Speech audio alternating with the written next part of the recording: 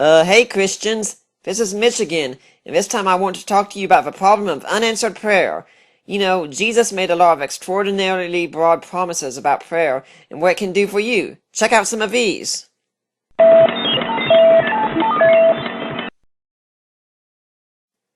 Wow, that's some powerful stuff.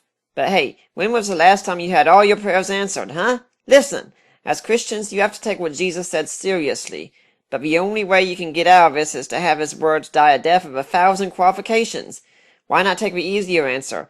Prayer doesn't always get answered because God doesn't exist. Here we go again, I suppose. Come on, why can't you leave me alone? Oh, because, old chap, you can't seem to stop fouling up your exegesis. Hey, you leave my digestive problems out of this. Yes. Look here, old bean. You speak of not taking Jesus' words seriously, yes? Well, yeah, he meant what he said, and he said what he meant. That's the way I see it. Oh, indeed, but, are you quite certain you know what he said? It's right there in plain English, ain't it? Let me show you something.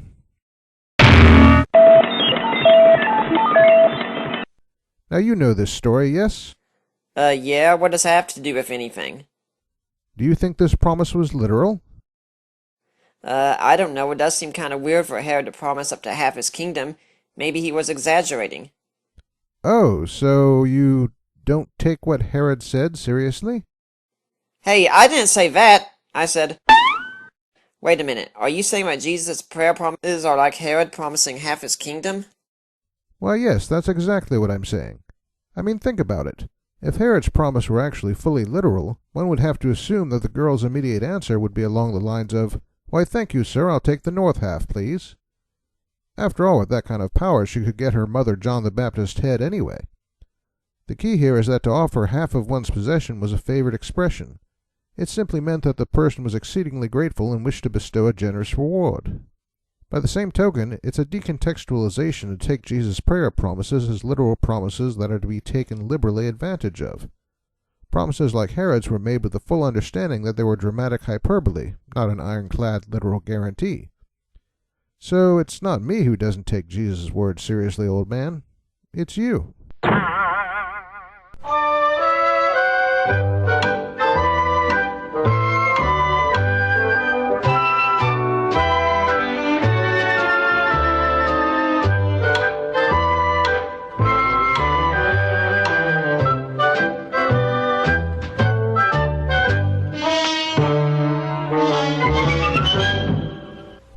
That's really weird. I figured you'd go for the argument that prayers aren't answered because it isn't God's will.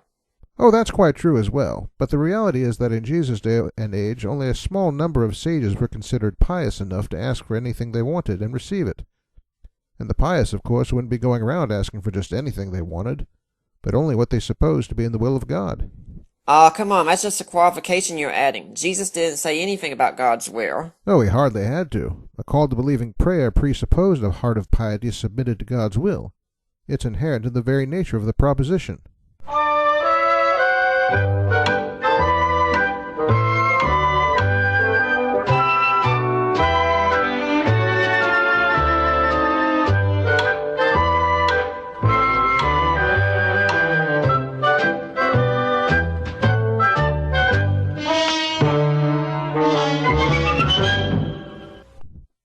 Oh, and also have a look at these.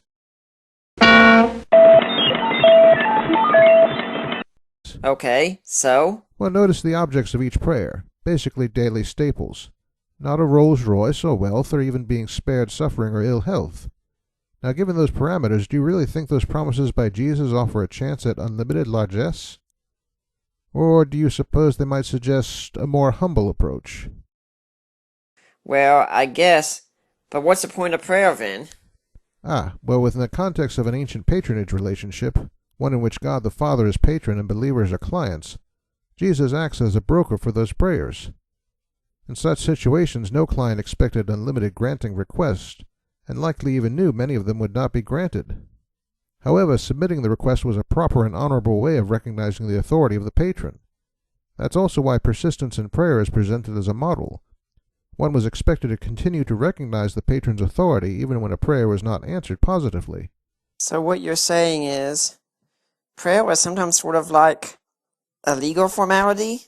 That would be a somewhat rough way of putting it, but it'll do.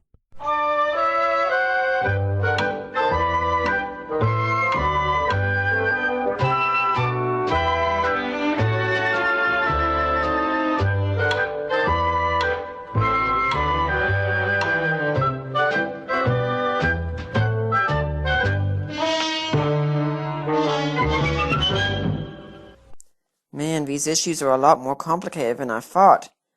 I just figured if I prayed not to be eaten by a monster, it wouldn't happen. Oh, did you pray that today? Of course not. I'm an atheist. Ah, very well then. Turns out these chaps are a little more digestible than some Beano.